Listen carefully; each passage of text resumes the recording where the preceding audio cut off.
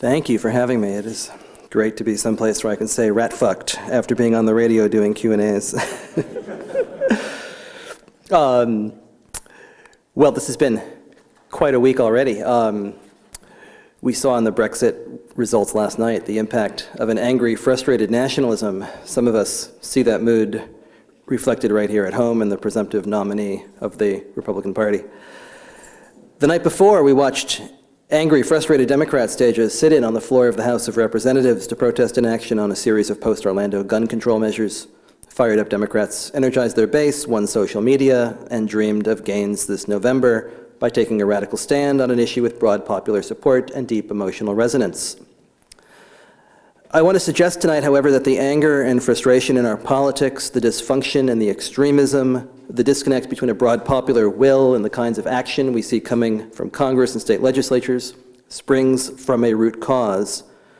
It's called Redmap, short for Redistricting Majority Project, and it was an audacious and radical plan by the Republicans to redraw our legislative maps so they could govern from the minority. Did it ever live up to its name? The lines the Republicans drew after the 2010 elections ensured Republican control of the House, at least through the 2020 census. No matter how big Democrats win the White House, leaving sputtering House liberals few options besides this week's sit-in.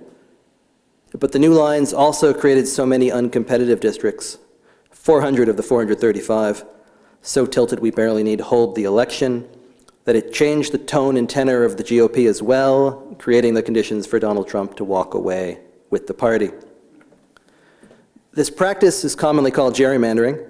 It put many of us to sleep in 8th grade civics. It can be traced all the way back to 1790 and the roots of our republic. It is among the oldest political tricks in the book. The Constitution mandates that all state legislative and congressional districts be redrawn every 10 years, Section 1, Article 2, to adjust for population shifts. As long as we've had politicians, they have tried to game the system for their side. But what happened in 2010 was not like any other gerrymander in our history. Let's put it this way. From 1790 all the way to 2010, gerrymandering is in its horse and buggy era. In 2010, it skips straight to a rocket ship. It had been a useful, if crude, tool for devious political revenge, incumbent protection, for either party to grab an undeserved seat here or there. What the Republicans execute in 2010 is something we have never seen before. The oldest trick in the book, used in a thoroughly modern new way. They used the gerrymander not only as a blunt partisan weapon, but as a way to govern from the minority, and new technology and mapping tools would provide impregnable district lines as their firewall. It was different, historically so, thanks to driven Republican strategists determined to take full advantage of redistricting and cutting-edge mapping technologies and demographic tools that made it easier than ever to craft unbeatable GOP majorities and the wave of post-Citizens United dark money, which helped fund this plan. Redmap is the reason why Republicans held the House in 2012, despite almost 1.5 million fewer votes. And it's the reason why Republicans have a hammerlock on the House into the next decade, impervious to most any political landslide. We have been, say it with me, rat-fucked. This is not politics as usual. This is a crisis of democracy, and we can't talk about our broken and extreme politics honestly or with any hope of making the system responsive until we fully come to terms with what happened in 2010 and 2011 right under our noses. This book started when I tried to answer a really simple question. I fundamentally didn't understand how Barack Obama could be reelected in 2012 with a solid electoral college majority of 332 to 206, a popular vote majority of just under 5 million, but barely budged the House of Representatives. The Democrats won 25 of 33 Senate seats that November and did gain 7 seats in the House, but that only trimmed the Republican majority to 234 to 101. The House would continue to lead the opposition to the president's policies, frustrating liberals who saw their tactics as obstructionist. Like I just mentioned, if you were to add up the votes in all 435 House elections that year, that the Democrats win by 1.4 million. That's not a shabby margin. House Speaker Boehner would claim on election night that Americans had renewed the Republicans' majority. In reality, this was the first time in 40 years, since 1972, and just the second time since World War II, that the party that won the most votes did not also take control of the chamber and win the majority of the seats. So what happened? We know the ticket splitting has decreased over recent decades. In 2012, it actually fell to a 92-year low.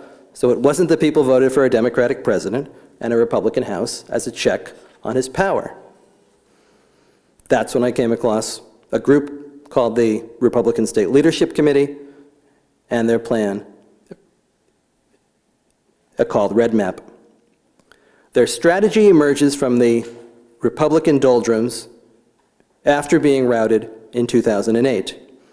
Republicans had lost the popular vote for the White House that night for the fourth time in 5 elections. They stared at the Democratic supermajority in the Senate, and as they watched Fox News through a fuzzy third martini glow, feared they were staring down a looming demographic nightmare that could render them a minority party for the near future. While some despaired, a brilliant strategist named Chris Jankowski, the executive director of that RSLC, had an idea. He saw the seeds for hope and change of his own, and he realizes that the truly important election is not 2008, but in 2010. That's the census year, that's the redistricting year. Every line in every state legislature and all 435 congressional districts are about to be redrawn. Jankowski understands that elections in years ending in 0 simply mean more than others. They reverberate throughout the decade, and he was determined to make that so. He may not be as well known as other strategists like his friends Karl Rove and Frank Luntz, or his boss at the RSLC, the former Republican National Committee Chairman Ed Gillespie. He'd spent his career strategizing victories at the state level, and he knew you could get more done for the conservative cause and at a bargain basement price in state elections.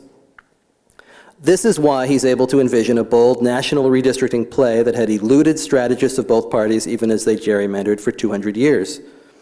Big GOP donors may not feel like a kingmaker or a Koch brother by writing a check to the candidate running in Pennsylvania's 130th House District. But Jankowski knew the money would go much, much further there. In 37 of 50 states, the legislature plays the primary role in drawing its own lines. 42 of those states, they play the primary role in drawing congressional lines. Jankowski's strategy becomes so simple and elegant, it's amazing no one had hit on it quite before. And being as how Karl Rove announces the strategy in the Wall Street Journal in March of 2010, it's amazing that the Democrats are unable to play a defense and stop it. The Republican State Leadership Committee strategists decide to target takeovers of as many state legislative chambers as they can in 2010, with an eye to maximizing the number of states where they could have total control, the only seats at the table, when it came to drawing new maps in the following year. Jankowski and Rove knew they could do it. They had to sell Republican donors first on this play. People call us a vast right-wing conspiracy, but we're really a half-assed right-wing conspiracy. Rove told one deep-pocketed Republican gathering, trying to talk them out of money for this, now it's time to get serious. They told their wealthy benefactors the party spent $110 million battling cycle after cycle in just 20 of the competitive House districts over the last decade. For $30 million, they promised, they'd take those districts off the table and draw them safely for the Republicans for the next decade. We weren't selling access anymore, Jankowski told me. We were selling an outcome and an impact on the political system.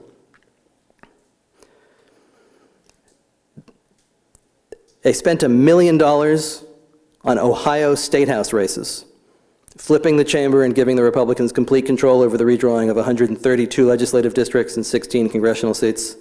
Another $1 million in Michigan, flipped both the House and the Senate there, bringing complete control of 148 legislative districts and 14 more seats. They spent just under $1 million in Pennsylvania delivering a veto-proof control over redistricting in another otherwise blue state. Redmap delivers everything it promised. Republicans gained some 700 state legislative seats nationwide. By the end of election night 2010, they control 2/3 of all legislative chambers in the country. They pressed that demographic advantage big time in 2011, using the most advanced map-making technology ever to superglue their gains in place. Email records and depositions show the epic lengths the Republicans went to in 2011 to draw maps with the goal of locking in a decade, at least, of House dominance. In court case after court case, whether in Wisconsin, North Carolina, Florida, or Texas, Virginia, or in other states like Ohio, where Freedom of Information Act requests uncovered revealing email exchanges between operatives and mapmakers, the story just gets scarier for anyone who cares about participatory democracy. In Ohio, Republican strategists barricade themselves into a suite at the Doubletree Hotel and dub it the bunker. They tell no one where they are. Together with strategists from the RNC and Speaker Boehner's political team, devise new lines based on complicated mathematical algorithms. In Wisconsin, operatives tied to Paul Ryan barricade themselves in a law firm across from the Capitol, claim attorney-client privilege for the maps they're drawing, require even Republican incumbents to sign confidentiality agreements before being shown their new districts.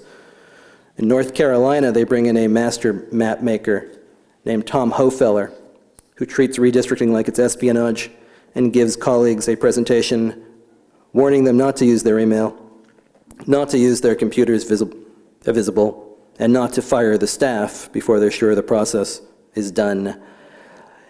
In Florida, strategists conspired an end run around a new state constitutional amendment mandating nonpartisan redistricting by running a secret shadow redistricting process and funneling maps through phony emails and former interns without their knowledge. What does all this mean in practical terms? Republicans got themselves complete control over the drawing of 193 districts. Democrats had complete control over just 44. You need 218 for control, so that's a pretty good start. More importantly, a national public radio had labeled 70 districts competitive in 2010. After Election Day 2010, the GOP controlled the drawing of lines of 47 of those. Redmap takes these seats completely off the table. Move ahead to 2012, you have the first elections run on these new maps, and we see just how effective they are. They provide the firewall that keep the Republicans in power. In Pennsylvania, Democratic House candidates receive 100,000 more votes. Republicans take 13 of the 18 seats. 52% of the vote equals 28% of the seats. In Michigan, House Democrats win 240,000 more votes. Republicans take 9 of the 14 seats. In Ohio, Republicans win a supermajority in the State House, despite having fewer votes, and take 12 of the 16 congressional seats, despite the votes being split about 50-50. It happens state after state after state, and these maps are so sturdy that it takes a Democratic plurality of 1.4 million votes and renders it completely invisible. There are two main ways of gerrymandering. You can pack and you can crack. The packing involves cramming as many Democrats as you can into one district by any creative means possible, turns the neighboring districts more Republican. Cracking means dividing a Democratic stronghold into pieces so as to lessen its impact. But it's the technology that's available in 2010, really for the first time, that makes these new districts so foolproof.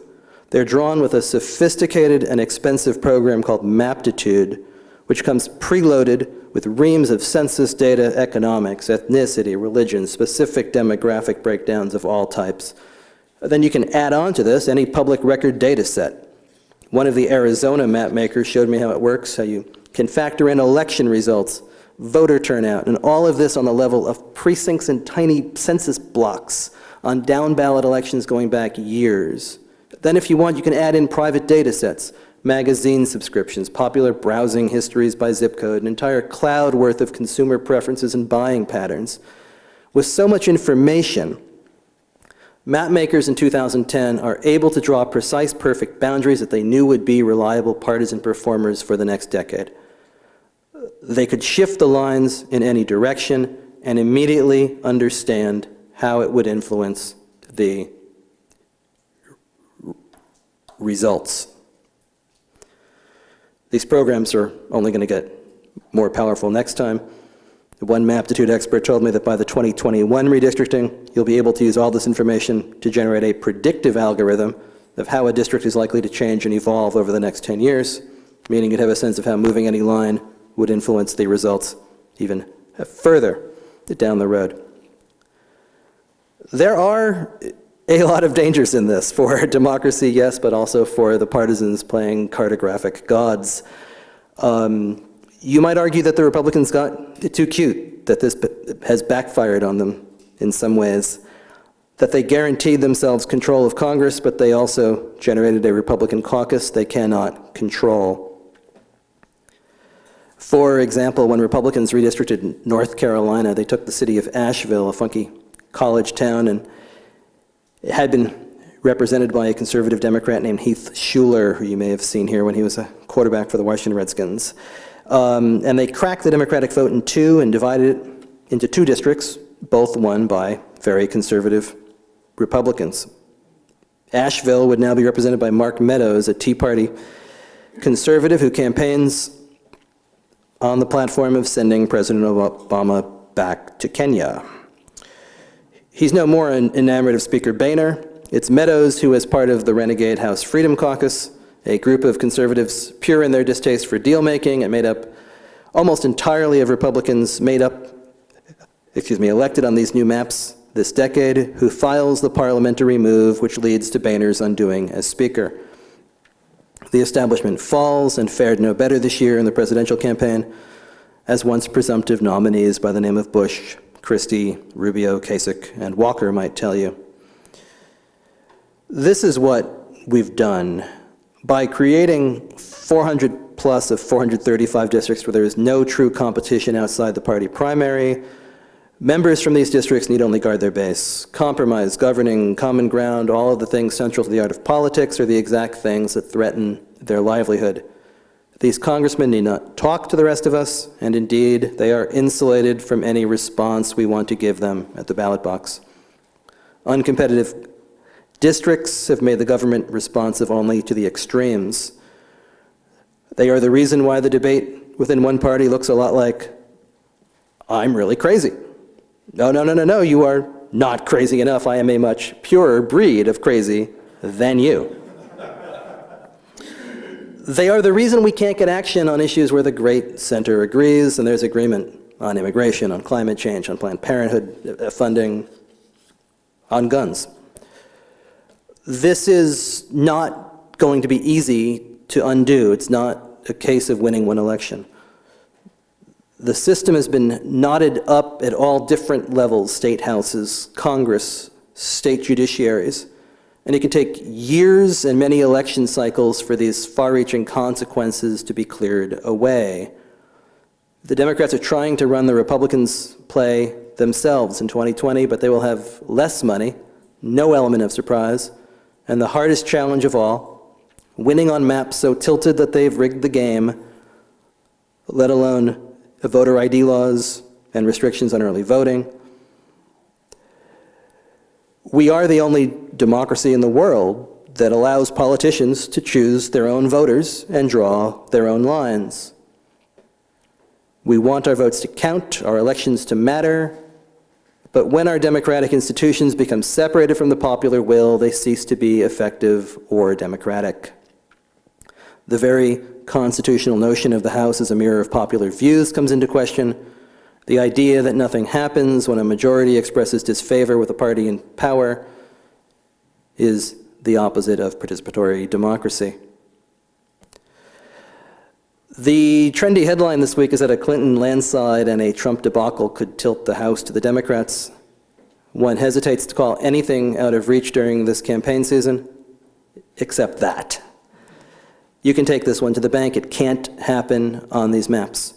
It would require the Democrats turning their 1.4 million vote advantage from 2012 into something more like at 10 million in 2016. It doesn't work. But if we are going to have 4 more months of debating whether the Democrats stand even the most remote possibility of capturing the House, it's important to understand the recent history, which explains why it's a non-starter. Our political conversation around the partisan divide in Congress and how it got this way is too often ahistorical and wrong. The media still thinks we were in the horse and buggy era, where both sides do it in the same way. Hillary Clinton and Bernie Sanders barely uttered the term gerrymandering or redistricting in any of their debates. The Democrats are not ready to fight ahead of 2020. Redistricting changed forever after this last census. We have 3 cycles left to fix it, or we live with the consequences for another decade. I'm sorry that I don't have a happy ending. I am happy to take questions. Thank you.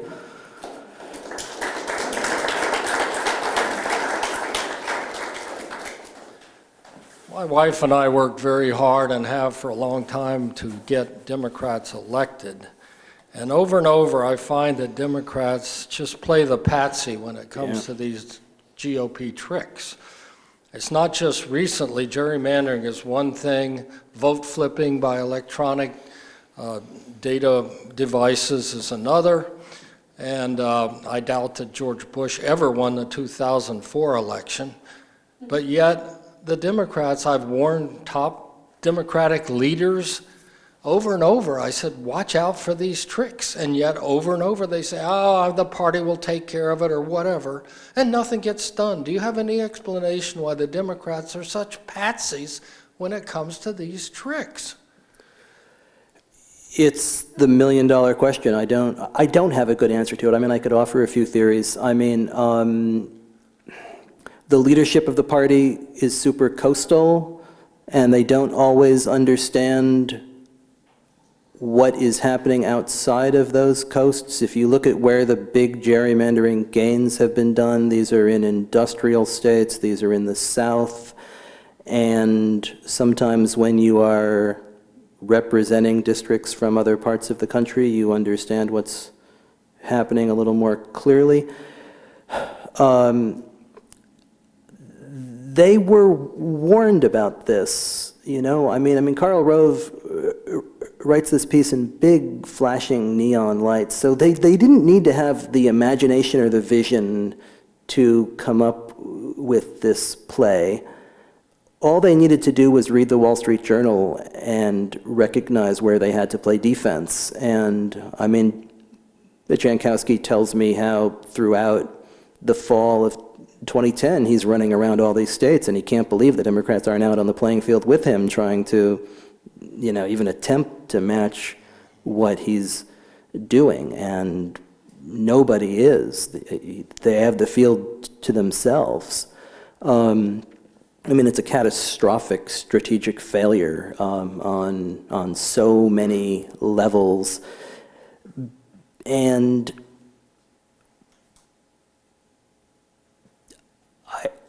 I don't know why it is that Democrats always get elected and think that they can simply reason with the other side, that their supreme oratorical powers and logic will carry the day, no matter how many times and how many years it's not the case. It took Barack Obama, I mean, this Congress and this House stymied him every step of the way. I don't think he mentioned the word gerrymandering until his final State of the Union address. You know, some of us might have, you know, told him 6 years ago that this was happening time and time again, and they lack the deviousness or the cunning or the strategic know-how to do anything about it. But worse, they don't seem to be planning for it again, and this is going to be a long road back. I feel like Democrats only turn out in presidential years, so it is easy to have what happened in 2010 happen to you again, but they have to be organized at the local level, at the state level, and at the national level. And until you build a party that wants to run races in all of those places and is committed to winning them, this has to be overturned legislative chamber by legislative chamber and earning seats back at the table in this process. And they've got 5 years to do it.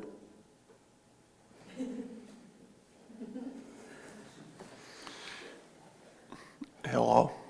I'm sorry, over. Did this process affect the judiciary? Yes. Not as much as it did legislative districts, but you can follow the money in some of these states, especially North Carolina and Wisconsin, and you can see how some of these Koch brother aligned groups, some of these ALEC aligned groups are just as involved in funding races for states, Supreme Court, and all of these other judicial level cases. There are even cases in North Carolina where the judges that they helped elect with the Koch brothers' money are ruling on the redistricting cases. Guess which side they came down on. How much of this problem do you think can be solved by winning state legislative elections, and how much could be solved by direct popular referendums or state ones mandating nonpartisan redistricting or something like that? Amen. If the Democrats want to, if we want to put our faith in the Democratic Party, where it might be misplaced,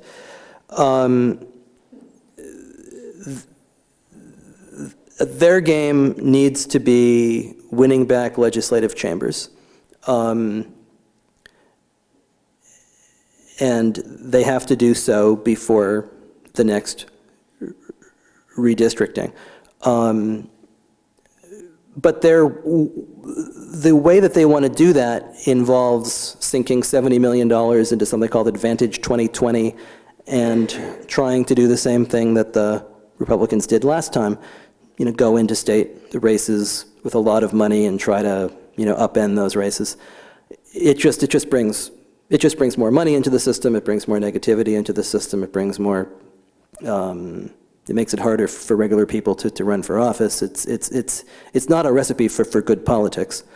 Referendums, on the other hand, are popular.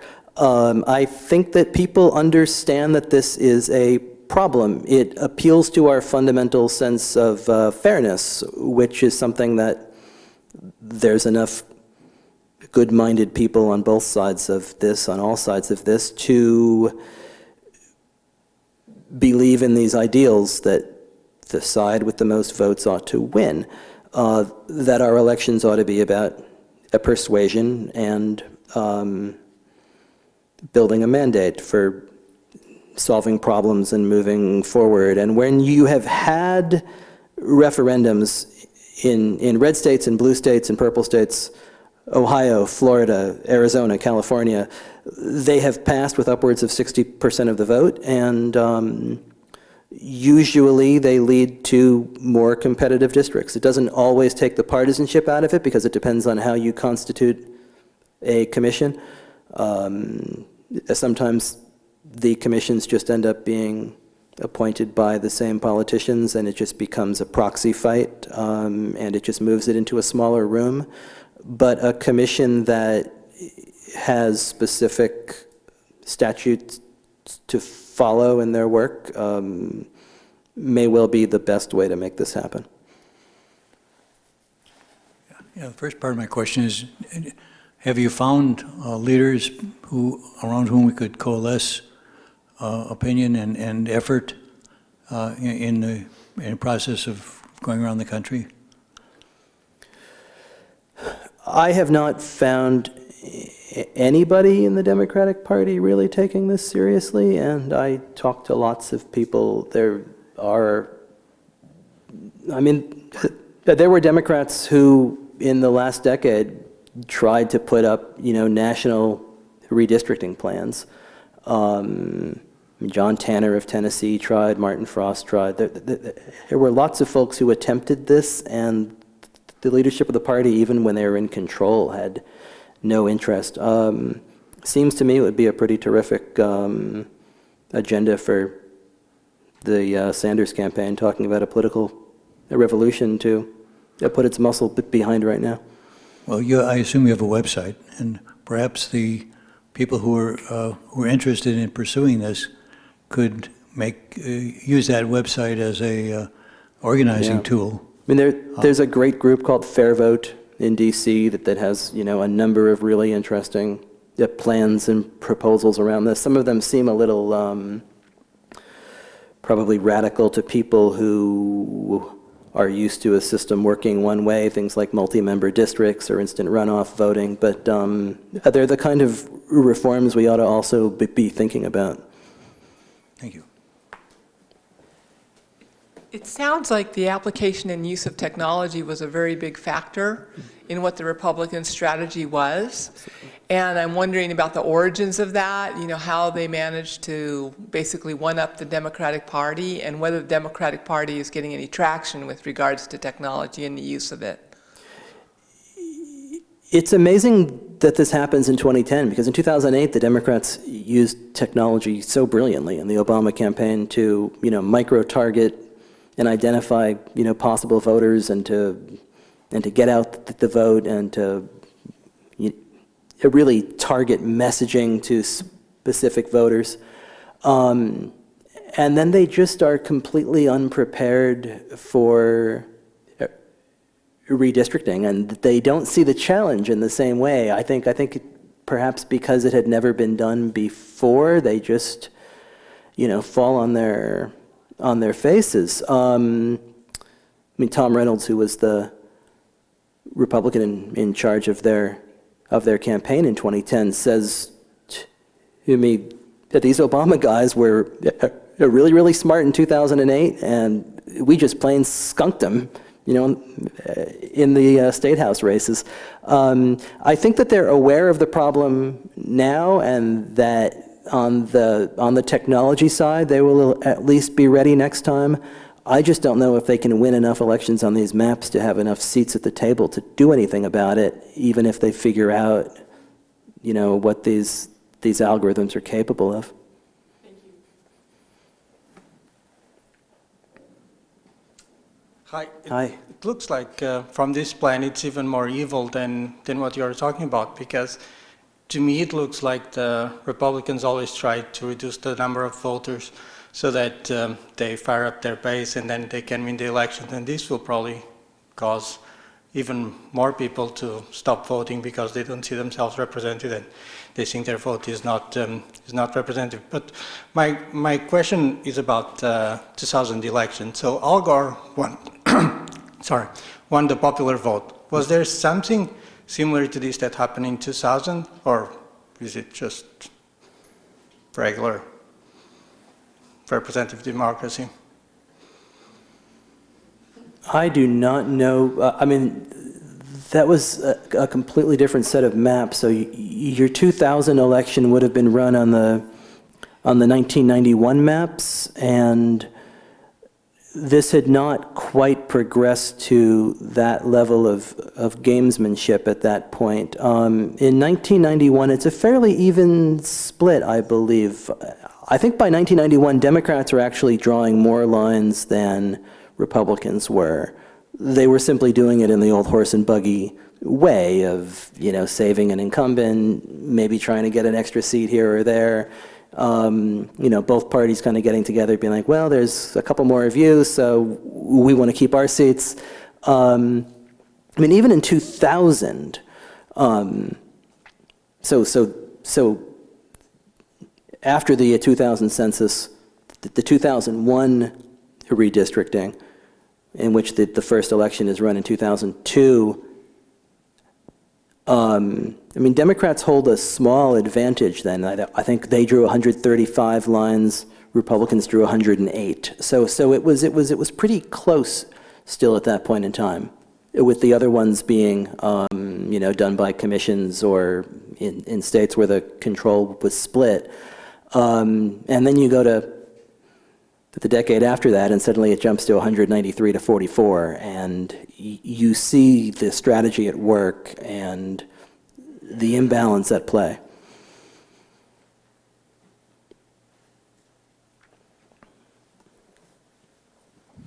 Yeah, here in Washington, I think we're a little more fortunate because we have the Republicans put in their map, the Democrats put in their map, and then you have to decide together which one you're going to do. It looks like a nice system. And it worked well. We got we got one new congressional district, and it was just about exactly 50-50 Republican Democrat, and a Democrat was elected. Though in many aspects she's far more conservative than I would like her to be, but at least that we did get a Democratic representative in the House. But I don't know what's going to happen with our state House and Senate, because we're just a little bit more Democratic in the Senate and a little more Republican in the House. I think, or I'm mixing it up with the federal. It's the reverse of the federal. So I'm a little concerned about what might happen on the statewide level here, and also there's we've had a Democratic governor for a long time, and I'm not sure what's going to happen this time. I'm not so sure Jay Inslee is going to get reelected, so we'll have to see. That's not really a question, but well, I think you're right, though. I mean, because this matters on a state level as well. You look at North Carolina, you look at Ohio, Michigan, Wisconsin. I keep coming back to some of these states because it's the most egregious examples, but the state legislatures in these states are just as badly gerrymandered as the Congress is, and there's real results there. I mean, the transgender bathroom bill in North Carolina never passes a fair legislature there. You've got something like 60% of the citizens of North Carolina opposed to it. yeah. The anti-collective bargaining deals in Michigan and Wisconsin don't happen in these states if the assemblies are not so thoroughly gerrymandered that more Democratic votes lead somehow to Republican super majorities. I mean, in Michigan, it's only after a gerrymandered Republican legislature takes over that they pass the emergency manager law, and the voters overturn it at a referendum, and the legislature votes it back in. Yeah. And that's how the Flint government is replaced, and a Republican emergency manager is put in, and the water supply is poisoned. So this works on a state level in the same way it does at the national level. And if you don't have some kind of fairness in these lines, they will be taken advantage of. Yeah, I'm not sure on the state House and Senate level whether it's the same process or not. I just know about the national one, but I think the lines are fairly drawn. But I'm not sure. But given the balance in the state and in the House and Senate, I think they're probably reasonably fairly drawn. I think you're right.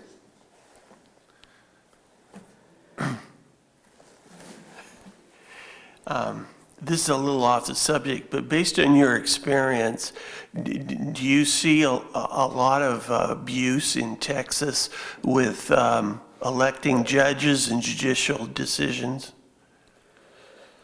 Judicial decisions in Texas would be way out of my... Oh, okay. I'm sorry. I mean, certainly Texas has been a really important state on the gerrymandering side. It was well gerrymandered by the Democrats for years. Tom Daley figures out how to take it back by generating a whole lot of money that gets him indicted.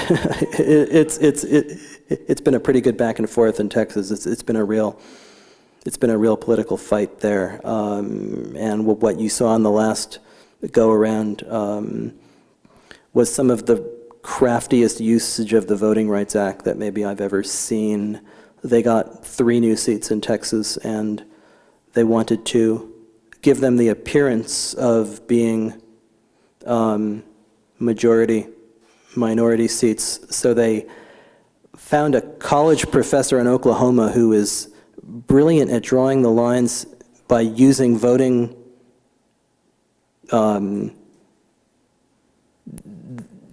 the records of whether you actually showed up or not.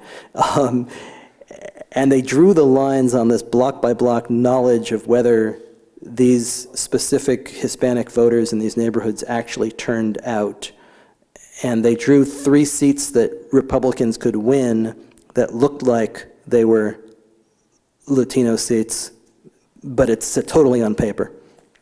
So it's a pretty devious place. Didn't Texas and I think it was Colorado change their gerrymander even before the 2010? Texas, that's what Tom Daley tried to do, yes, was Texas and Georgia, when Republican legislatures took over, said, hey, there's nothing stopping us from redrawing these lines now. Let's press our advantage. So thank you for writing this book and compiling all of this information. I'd been aware of the problem for a while, but hadn't wrapped my arms around it like you have. I'd like to point out that when you go to first aid training and you see someone on the ground and you go to respond, the second step is to point at someone and say, you, call an ambulance. And what I'm missing from these books, many of the book tours that come to speak to us here, Greg Palast, amongst others. Great people, yeah. There's no shortage of fuel for the outrage fire. And what I'm missing is the nickel summary at the end. What am I supposed to do? And that's what I ask you now, is of all of the variations, referendum systems for redistricting, if you were king or Trump, what would you ask for? What would we be fighting for? Because I can't message this. I can't put this into a resolution to go to the party. I need the summary. I need the action steps, not just the outrage. Thank you. The state that does the best job of this, it seems to me, is Iowa, where they have it in the hands of professional, nonpartisan bureaucrats, and they actually are professional, nonpartisan bureaucrats. And there's a culture of civic trust and political trust there that even though both of these sides love to beat the other side's brains out, and the people of the state and also the politicians take really seriously the fact that they redistrict in this way. I spent a week on the ground there, and people are genuinely proud of the way that they redistrict in Iowa. And it is part of the political culture there. I think what we have to do is understand that these lines are the fundamental building blocks of our democracy, and that all of us, have to take them seriously and not consider this to be politics as usual, and to find a way to take the responsibility for drawing this away from people who can't be trusted with it, and to move it back under our own control. I do think that these commissions can work, and I like that referendums in all of these states attract big majorities of Republicans and Democrats and independents and everyone else towards rebuilding a culture of fairness. But I don't think anything changes until you can get the power for doing this away from the people who shouldn't have had it in the first place. I agree. So civic duty based on the Iowa model. I think that's that's the best. It's the best example of any state I found as far as doing this in an honest and democratic way. So please tell everyone you talk to. Thank you. You too. Thank you. How did Iowa get like that? I mean, they were obviously not born like first day, just hey. It's kind of, I don't know, how did they transition to that? Redistricting in Iowa ended up in the courts back in the 1970s, and the legislature was so embarrassed that they couldn't get the job done that members of both parties got together and said, let's figure out a way to fix this. And they crafted a plan in the 80s that is really, really specific in its statutes. And the lines are drawn by a board, and it's made up of a handful of map makers and nonpartisans who the legislature works with on drafting all of their legislation. They're not allowed to take incumbency into consideration at all. They're not allowed to take politics into consideration at all. They simply have to draw lines that are equitable and fair.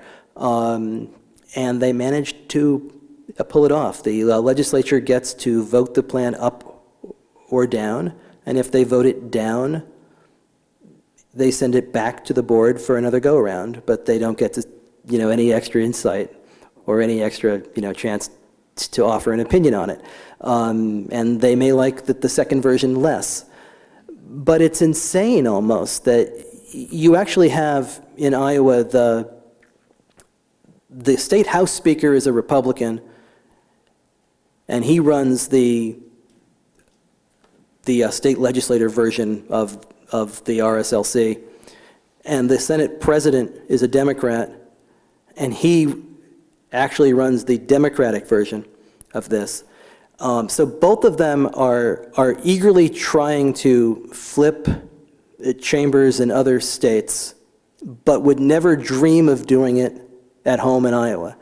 And it has something to do with the way that the people there take it very seriously and recognize that it makes their politics better.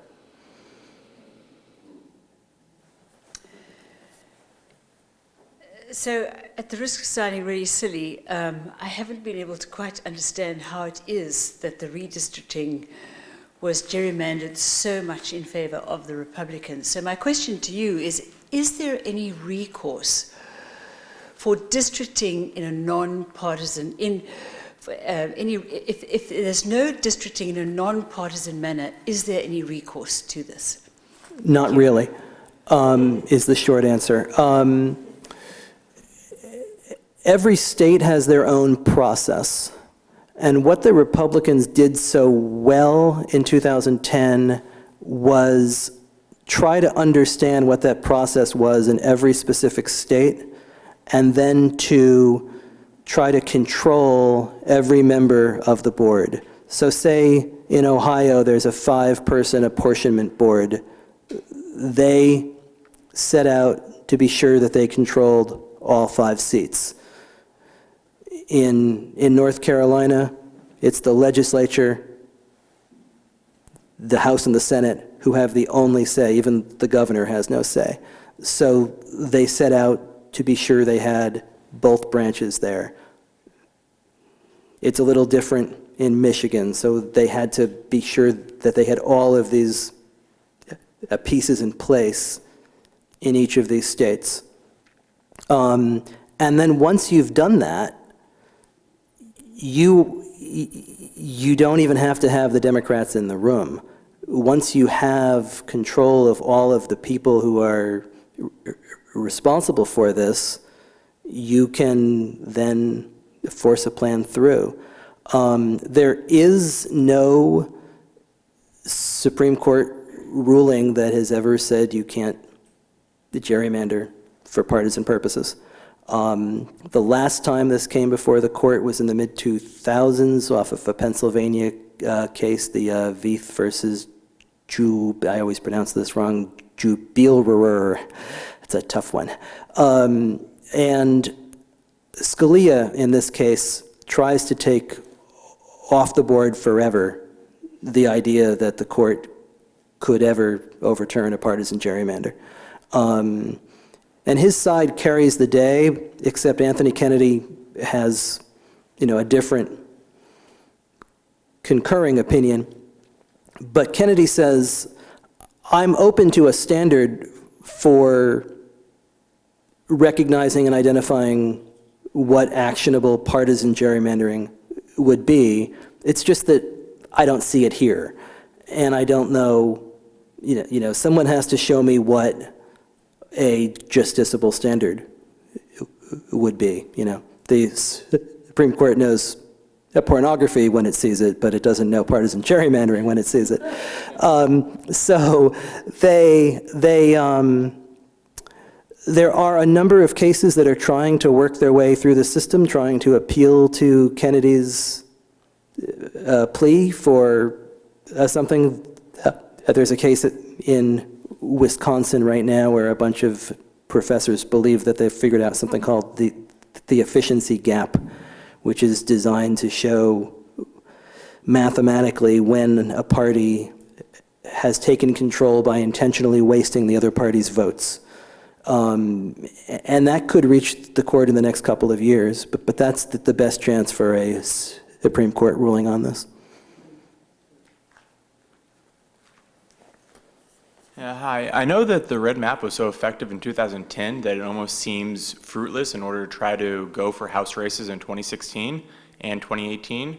But that almost seems like what the Democrats have done this year, that there are several House races where the filing deadline has already passed and the Democrats didn't even put up a candidate, let alone just a paper candidate, in order to go against Republicans. I don't know if this is an intentional ploy in order to try to save money for the 2020 campaign. I can't see that happening, but is that an effective strategy, or is that just turning people off from the whole process? And do you have any insight on why Democrats don't put up even just a name on a ballot in order to try to run against some Republicans in these races? This is part of the problem. When you don't have competitive districts, you don't have candidates who want to run in them. It's hard to raise money to run in them, and it's a snowball process. I think you're exactly right. I mean, no one wants to run a race that they're going to lose, and too many of these districts are just made so uncompetitive that if you're an ambitious politician, you have no reason to go out there and spend your time and fundraise. It's just another way that gerrymandering poisons democracy. I'd like to return to the theme of democratic ineffectiveness. You haven't mentioned the fact that I think would be really important, which is the Democrats should squeal like hell and cry like hell in the press and go to the press and in all our campaigns talk about the insidious effect that gerrymandering is having and try and educate the American public to the fact that the Republicans do not have a majority and that this whole process has been rigged. And yet, over and over, they say nothing, as you point out. I don't understand that. I completely agree with you. I put that question to Steve Israel, who chaired the Democratic Congressional Campaign Committee, and his quote's in the book. I mean, he says, people don't care about that. We've poll tested it. We look like we're a bunch of whiners if we go out there and say that. People want us to get things done, and if we are out there crying about the system and saying it's unfair, they're just going to say, do your job. And I'm not sure he's right. That is bullshit. I think people understand, I think that people understand that there is a connection between the rules and the lack of action on issues that matter to them, and that if Democrats did this, it would be effective and important, and I don't understand why they don't. But time and again, they refuse to do it. Cool. Fairvote.org is it's a very good group. Absolutely. What was that map program again that you said they used? A Maptitude. So you're an alternative media guy. So why, in your opinion, doesn't the mainstream media cover this?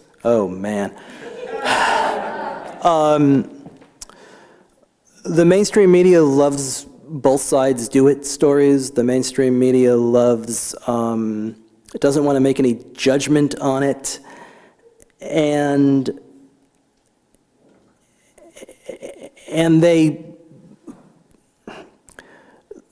there's a sense that gerrymandering is too simple to be the answer here. It can't just be gerrymandering. It's got to be something else. We have to come up with a more counterintuitive plan here. You know, no one gets that tenure or retweeted if you're saying that the thing that we all learned about in civics class is actually the big problem. You have to have a better Malcolm Gladwellian answer to it. So you read a lot about the big sort.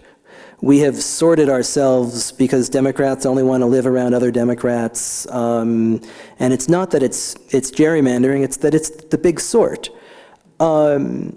Except it doesn't hold up if you actually bother to look at the numbers. I mean, Pennsylvania, I think, it provides a really great example of this.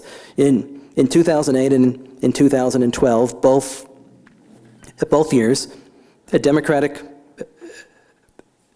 candidates for the House in the state win with about the same margin of votes. In 2008, they win 12 seats as a result. In 2012, they win 5. I mean, what changed? The lines. It's not that hundreds of thousands of people in Philadelphia and Pittsburgh sorted themselves because they wanted to live with, someone who looked more like they do. The lines changed, and sometimes what's right under the nose of these people is the first thing that gets missed. Cool. Thank you very much for spending your Friday night talking about gerrymandering.